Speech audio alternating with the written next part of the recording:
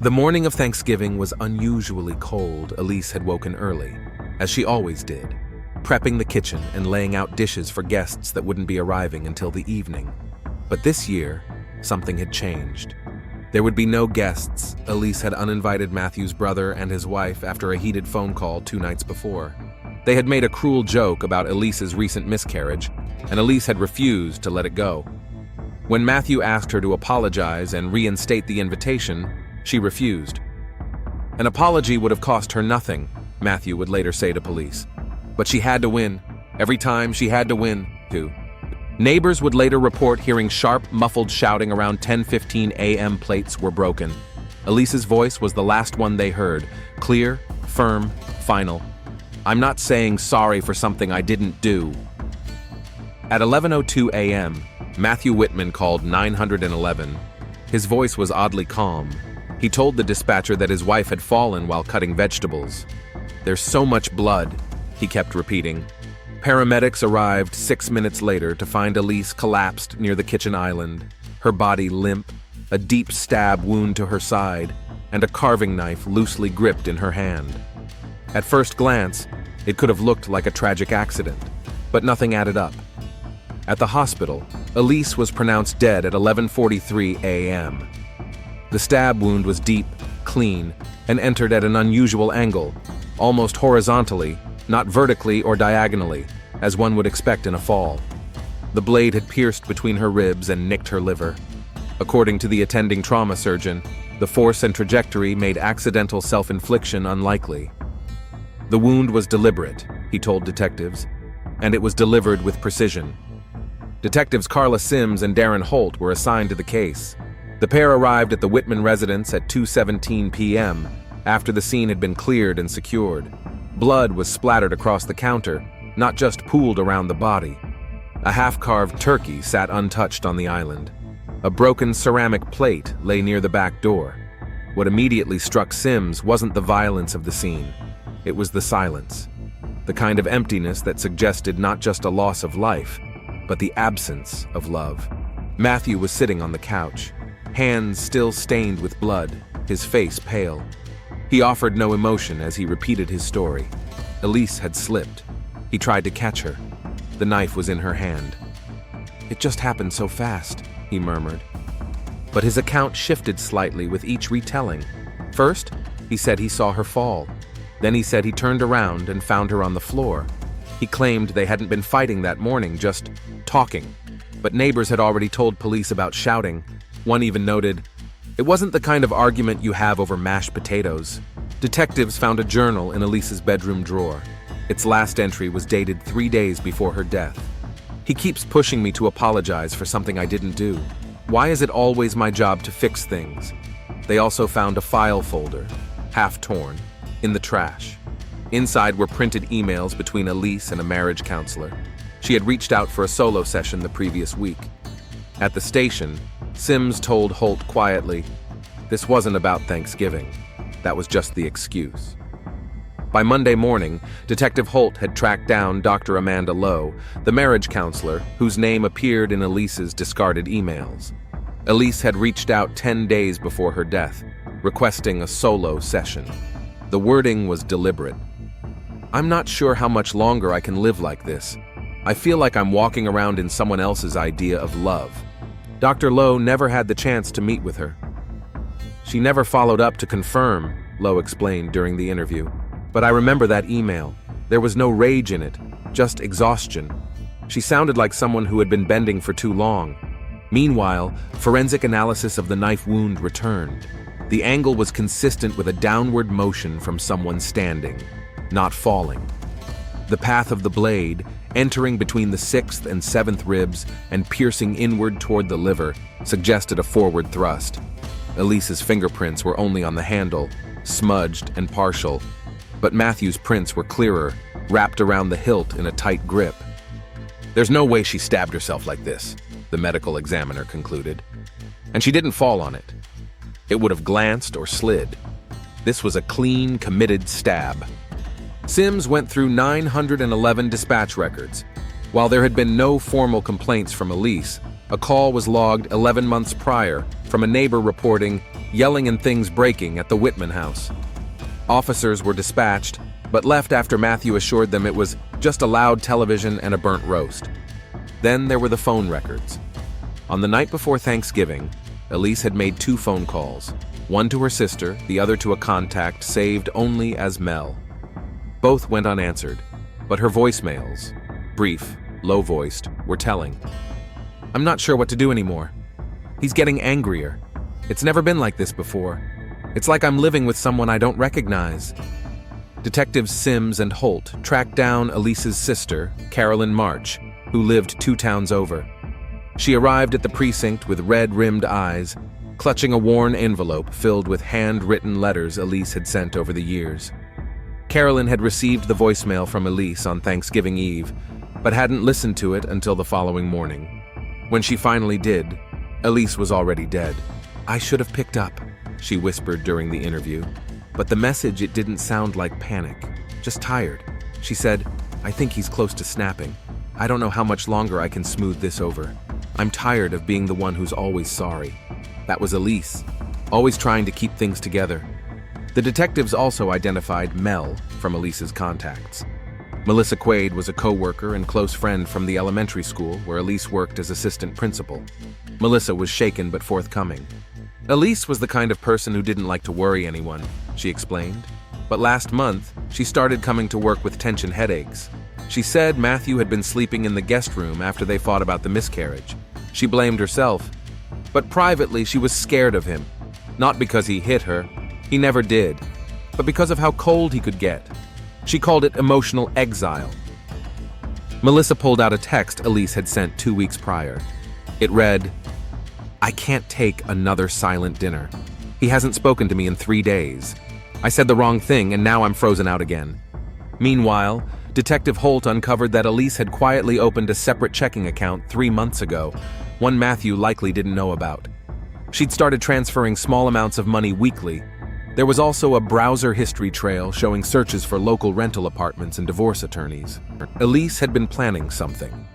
And Matthew, a man who prided himself on order, control, and appearances, had likely sensed it. Detectives Sims and Holt returned to the Whitman residence with a search warrant in hand. What they needed now wasn't more opinion. It was proof of planning, confrontation, and escalation. Holt focused on the home office, where Matthew kept meticulous financial records. Sims searched the bedroom, looking for anything Elise might have hidden. In a file box beneath the guest bed, Matthew's recent sleeping quarters, Holt found 2 versions of a printed letter.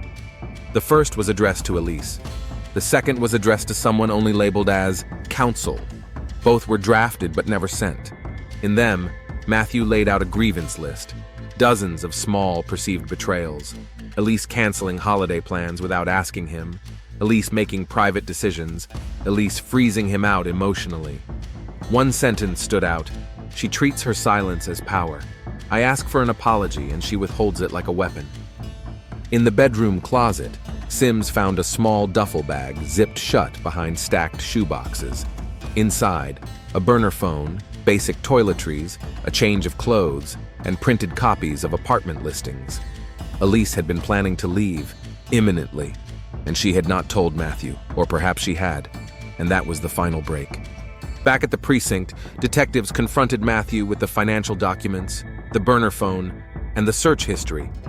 He stared down at the evidence, silent. "Were you aware that she was planning to leave you?" Sims asked. Matthew's jaw clenched.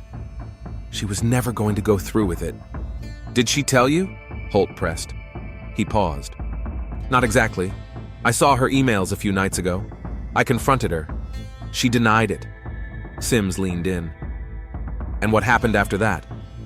She said she wasn't going to apologize for hiding things, that she was done apologizing. I told her she owed me the truth. That was all I wanted. The truth and an apology." "And when she didn't give it to you?" Silence. Then, "It was Thanksgiving. We were supposed to be grateful." Detective Carla Sims met with the department's digital forensics unit early Wednesday morning.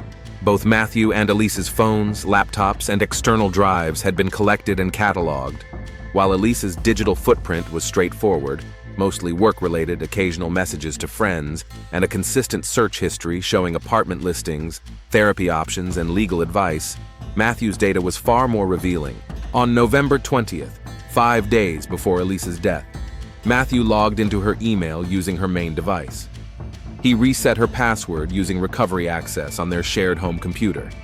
From there, he accessed multiple emails she'd exchanged with realtors and legal services.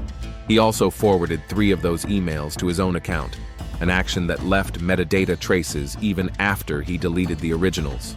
But there was more.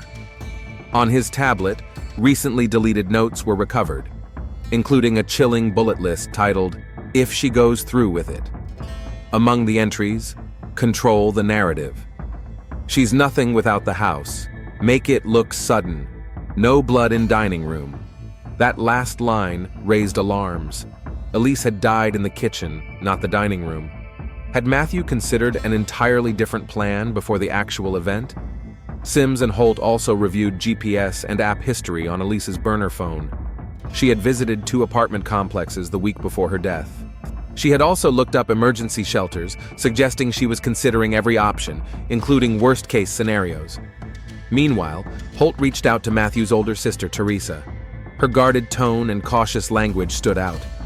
"I don't want to speak ill," she said over the phone.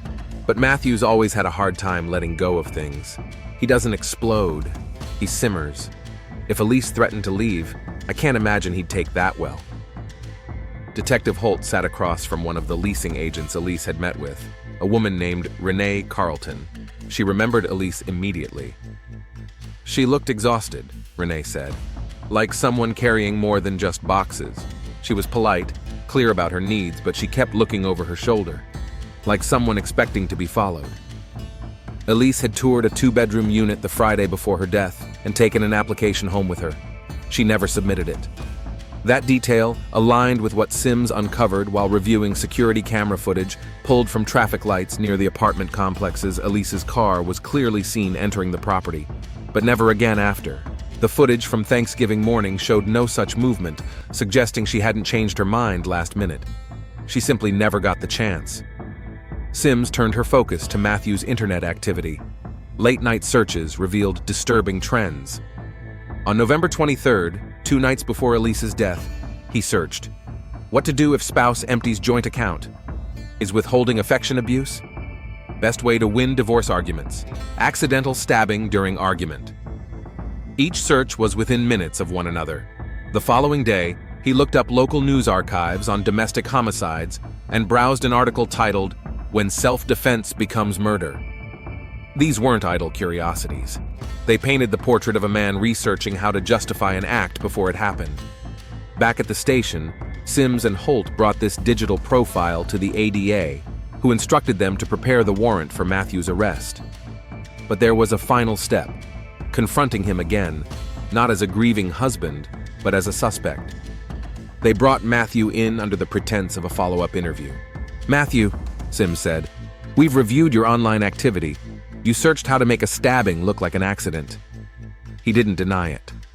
"She said she'd never apologize," he whispered. After everything, she still thought she was right. It was late afternoon when Detectives Sims and Holt returned to the Whitman home, this time with a warrant and uniformed backup. The air was quiet, the neighborhood still caught in the haze of post-holiday lull. Matthew opened the door wearing the same expression he'd had since Elise's death. Distant, unreadable, calculated.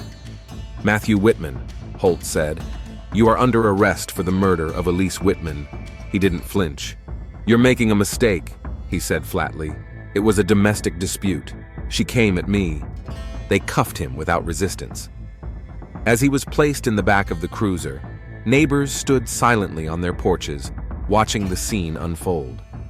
Some had suspected for years that the Whitmans' picture-perfect facade was just that, a facade. But no one had imagined this.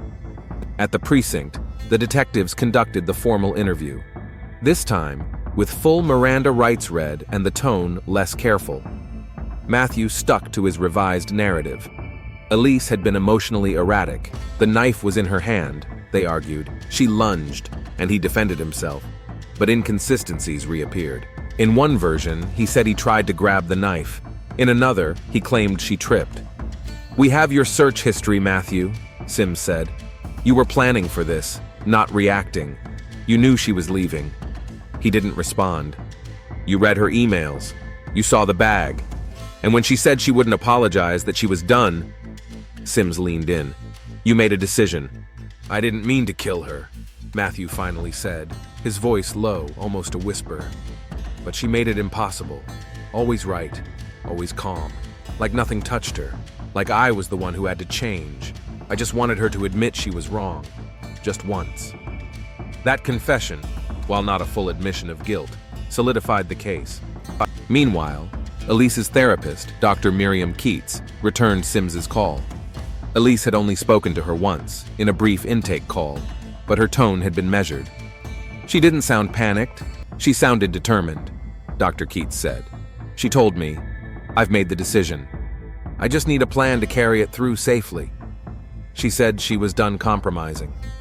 Assistant District Attorney Paula Leary met with Detective Sims and Holt in the conference room, the walls lined with printouts, digital forensics logs, and photographic evidence. They reviewed each component of the case piece by piece, structuring the timeline and narrative they would present to a grand jury. "Premeditation is clear," Leary said. "What we need to hammer home is intent, and how Elise's death wasn't spontaneous or reactionary, but a culmination of control and resentment." Sims nodded. "We have his deleted notes, his confession, the search history, the surveillance from apartment visits. The only thing we're missing is a final trigger. That final trigger may have been uncovered later that afternoon." Elise's estate attorney, Paul Tennyson, called back. He confirmed Elise had met with him just 10 days before her death. "She was focused," he said. "She brought a draft of a will. It named her sister as executor and excluded Matthew entirely. She didn't want a messy divorce or financial war. She just wanted to be out." Tennyson emailed over the scanned draft. The document, dated and signed, though not yet filed, outlined Elise's intent to legally separate and protect her assets. This detail wasn't just damning, it was decisive. Elise had taken every step short of walking out the door. Matthew had sensed it and acted. Meanwhile, Matthew's court-appointed defense attorney requested a psychological evaluation, claiming diminished capacity due to emotional distress. The prosecution, however, planned to argue the opposite, that Matthew's behavior showed cold, organized cognition, not impulsive rage. Public reaction had begun to grow. Local news picked up the story, and headlines ran with grim phrasing. "Thanksgiving murder in Maplewood," and "She wouldn't say sorry, so he silenced her." Detective Holt received a call from Melissa Quaid, Elise's friend and colleague. "I didn't know if I should share this," she said, "but I remembered something. Elise told me once that Matthew had this rule: no one left the house angry. He said apologies were sacred, and if she didn't give one, it meant she didn't care." Melissa paused. "She stopped apologizing 3 months ago." The grand jury convened on a cold Tuesday morning in December. ADA Paula Leary stood at the front of the panel, her tone composed but charged with quiet intensity. "This is not a story of a man who snapped," she began. "This is the story of a man who could not tolerate being defied, especially by the woman he believed should obey him." She introduced the digital evidence first: Matthew's search history, the deleted notes recovered from his tablet, and the unauthorized login into Elise's private email. She showed the security footage of Elise visiting apartment complexes and presented the contents of the duffel bag she had hidden: spare keys, a toothbrush, a prepaid phone, a printed lease application. Next came the statements. Carolyn March, Elise's sister, submitted a letter in lieu of testimony, describing Elise's growing emotional distance from Matthew and the final voicemail she left the night before her death. "I think he's close to snapping." Then came Melissa Quaid's sworn affidavit, detailing how Elise described Matthew's obsession with apologies, his weaponized silence, and how he'd begun sleeping in the guest room after the miscarriage. Elise had told her, "I'm not sure what he's more upset about, the baby, or the fact that I won't say sorry for being sad." Leary saved Matthew's own words for last. She played a clip from the police interrogation in which he said, "She made it impossible. Always right, always calm. I just wanted her to admit she was wrong. Just once. The room was silent when she finished. The indictment came back within the hour, second-degree murder with evidence of premeditation. The charge reflected a deliberate killing fueled by emotional control and resentment, but without the formal planning needed for a first-degree conviction under state statute. Meanwhile, Matthew's court-ordered psychological evaluation returned. The psychiatrist noted signs of narcissistic traits, emotional dysregulation, and obsessive thinking, but found no evidence of psychosis or diminished capacity. He was deemed fit to stand trial. Outside the courthouse, media swarmed, cameras flashing. Sims stood beside Holt near the steps, shielding their eyes from the cold wind and the heat of the press. "You think this brings closure?" Holt asked. Sims shook her head. "There's no such thing in cases like this, only proof." In the days following the indictment, Matthew was transferred from county lockup to the regional detention facility to await trial. There, he was assigned a cell in the general population but remained largely isolated, not by force, but by choice. Correctional Officer Riley Novak kept detailed notes on Matthew's behavior. "He didn't speak unless spoken to," Novak told Sims during a routine case update. "Kept to himself, wrote a lot, mostly letters." Matthew had been writing nearly every day, not to friends or family, but to Elise. Authorities intercepted the letters after Novak flagged one with troubling phrasing. "I still don't understand why you wouldn't say the words. I was begging for a simple apology. That's all it would have taken." The letters were never sent, but they weren't discarded either. They were stacked carefully beneath Matthew's cot, wrapped with a rubber band, as if waiting to be delivered to someone who could no longer receive them. ADA Paula Leary viewed this development as further evidence of Matthew's refusal to take responsibility. "This is not remorse," she said. "This is control. Even in death, he wants her to justify his actions." Meanwhile, Sims and Holt revisited Elise's workplace to gather final witness statements. Her principal, Julia Marks, remembered a key conversation just days before Elise's death. "She told me she was taking Friday off after Thanksgiving. Said she had an appointment and might be out longer," Julia said. "When I asked if everything was all right, she smiled and said, 'I'm finally doing what I should have done years ago.'" Melissa Quaid was also brought in for formal witness prep. When asked what she believed had triggered the murder, her answer was immediate. She stopped apologizing. That was it. It wasn't just Thanksgiving. It was the end of her compliance. Matthew's behavior in holding was also reviewed by the psychological team. Though calm on the surface, he was described as obsessively ruminative, continually reliving the day of the murder, replaying it in his mind, convinced of his moral correctness. He did not refer to Elise's death as a tragedy, but as the result of a breakdown in communication. Jury selection began under strict media guidelines, with nearly 24 potential jurors dismissed due to pretrial exposure. The defense team argued that public opinion had been tainted by emotional sensationalism, but the judge upheld the process. By the end of the third day, a final panel of 12 jurors and 2 alternates had been confirmed. Opening statements followed. ADA Paula Leary stood before the jury with composure. She didn't dramatize.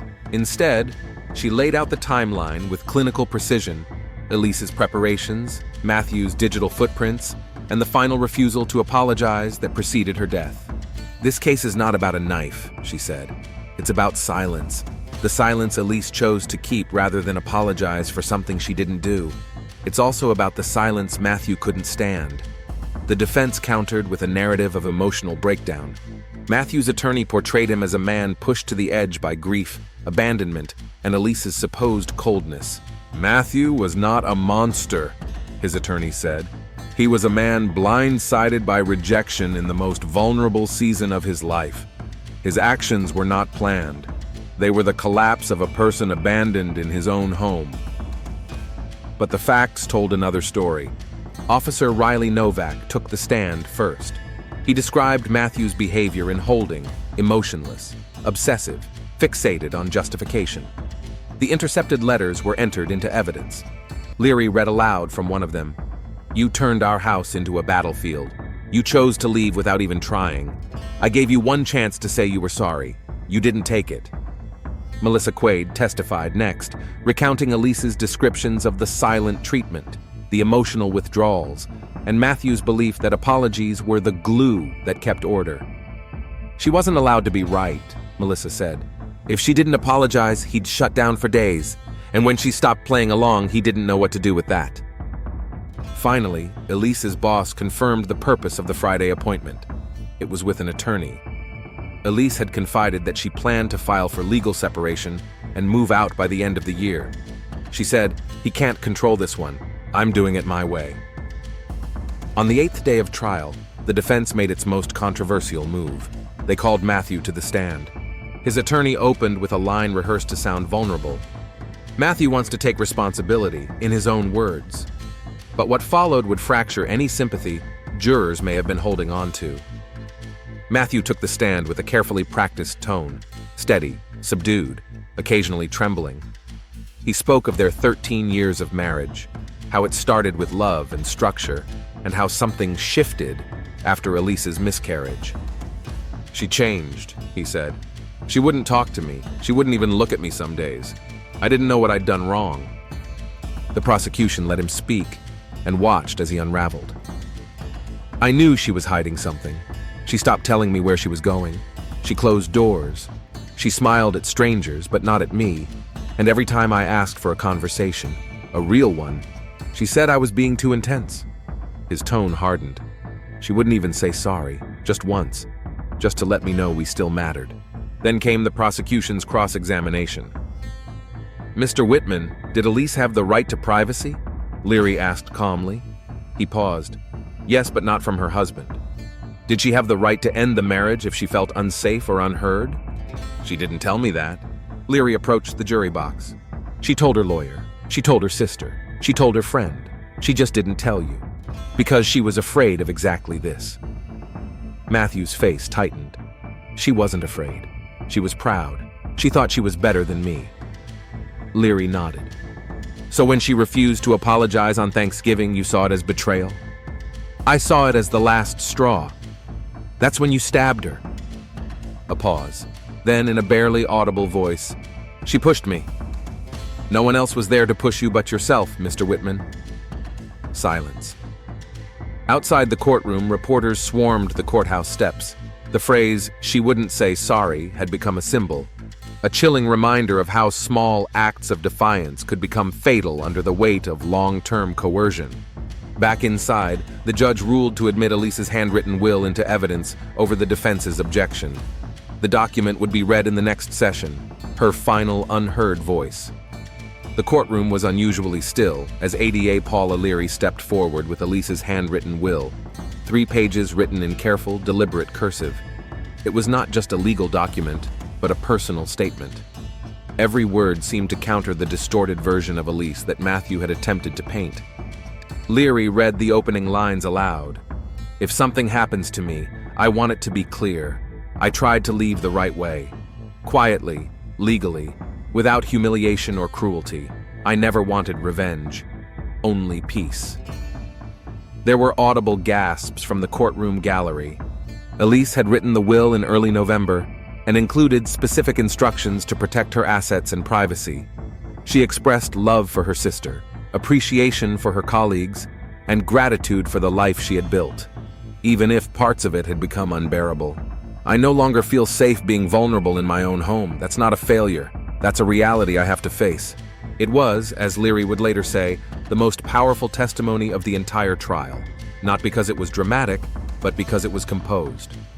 Following the reading, the prosecution called its final rebuttal witness, Dr. Nadine Kessler, a forensic psychologist specializing in coercive control and non-physical domestic abuse. She reviewed the evidence, including Matthew's letters, Elise's journal entries, and the digital timeline, and concluded this was not a sudden emotional collapse. This was the result of prolonged entitlement and rigid expectations around obedience. When Elise asserted her independence, it triggered what Mr. Whitman perceived as a threat to his identity and control. In closing arguments, Leary didn't try to vilify Matthew further. She didn't need to.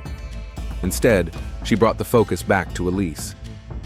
She chose quiet exits over public confrontation. She chose restraint. She even tried to leave with dignity. But in the end, her refusal to say one unnecessary word, sorry, cost her everything. The defense repeated their claim of emotional instability, urging the jury to consider the context of grief and miscommunication. But even their tone had shifted. The case was no longer about doubt. It was about how much responsibility the jury was willing to assign to emotional control. The courtroom emptied slowly that afternoon, heavy with silence. Outside, media vans loomed, but Elise's family declined interviews. Her sister, Carolyn, held the original copy of the will as they walked down the courthouse steps. She didn't say much, only, she finally said what she needed to say, and now someone finally listened. Deliberations lasted just under 8 hours. The courtroom was packed on the day the verdict was delivered. Elise's family sat in the front row, her sister Carolyn holding their late father's handkerchief, white with a pale blue border. Behind them sat friends, co-workers, and strangers who had followed the case since the beginning. On the opposite side, Matthew sat flanked by his attorney, chin raised, his expression unreadable. The foreperson stood. We, the jury, find the defendant, Matthew Whitman, guilty of murder in the second degree. A quiet gasp rippled through the courtroom. Carolyn didn't cry. She simply closed her eyes and nodded, as if Elise had finally been acknowledged. Matthew showed no visible reaction. He sat still, as he had through most of the trial, though his knuckles turned white against the wood of the defense table. If he had expected another apology, it would not come. The sentencing hearing was scheduled for the following week. At that hearing, the court heard from 3 people: Elise's sister, her closest friend, and her principal. Carolyn's statement was direct. My sister was quiet, too quiet for someone as strong as she had to be. She never shouted, she never retaliated, she just tried to leave. And for that, she was killed. Not because she hated him, but because she wouldn't lie to soothe him. Melissa Quaid added, Elise told me once that she was tired of apologizing just to keep the peace. That peace was costing her too much. So she stopped, and that's when he decided to make her silence permanent. The judge sentenced Matthew Whitman to 27 years to life. He would serve without eligibility for parole for at least 24 years, the length of time he and Elise would have been married by the time she turned 55. Outside the courthouse, there were no press statements. Elise's family declined interviews. They quietly placed flowers on the steps beneath a photo of Elise framed in black. Weeks later, an anonymous donation was made to a regional domestic violence prevention group. It was accompanied by a simple note, in her name, because silence shouldn't be deadly.